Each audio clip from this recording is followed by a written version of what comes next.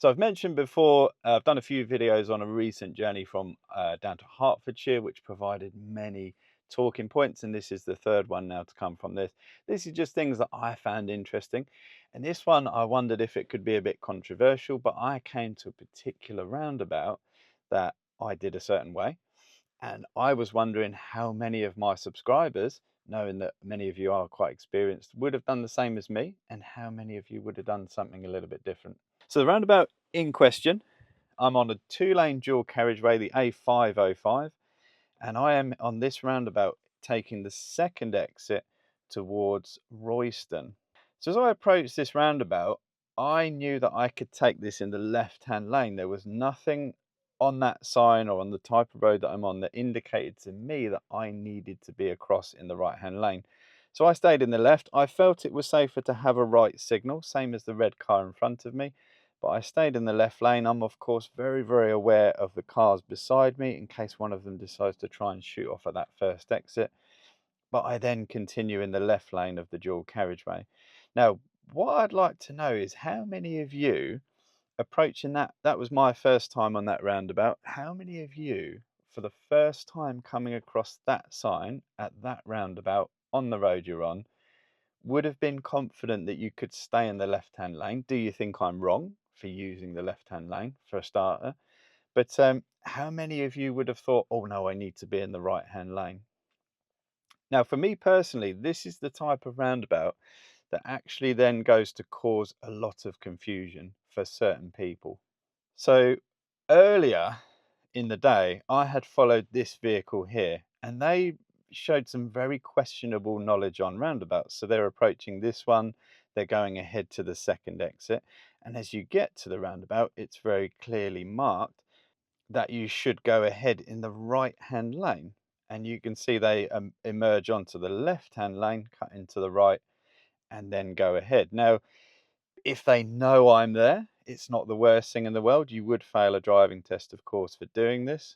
But that got me following them very cautiously at roundabouts. It wasn't long before they then made an even weirder decision. So they're now approaching this roundabout here. And if I pause it at the right point, they end up taking the third exit, which is towards Cambridge A10. Okay. Now, this is the type of roundabout, if you've got poor knowledge and understanding, for me, that will cause confusion because you're approaching on an A road and all three of your exits are A roads.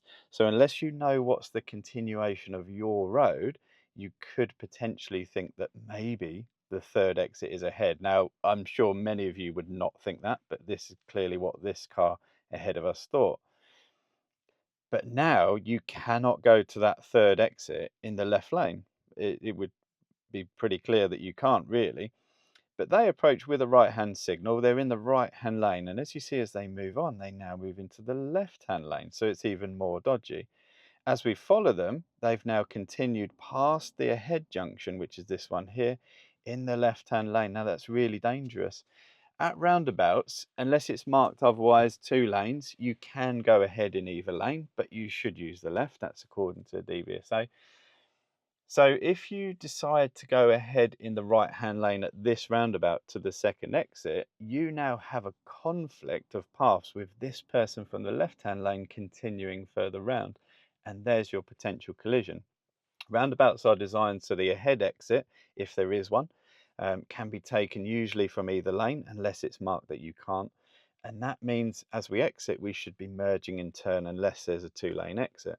When people do things like this, they're now creating what you must never have on a roundabout, which is a conflict of paths. And that's where you actually have a crossing of paths. You can't have that because it's very, very dangerous. But again, that's kind of the absence of the normal, the presence of the abnormal. The way I was following that person made it pretty clear that they were going to make some mistakes. But yeah, what do you think is the reason that people tend to do things like that? It's pretty strange to me.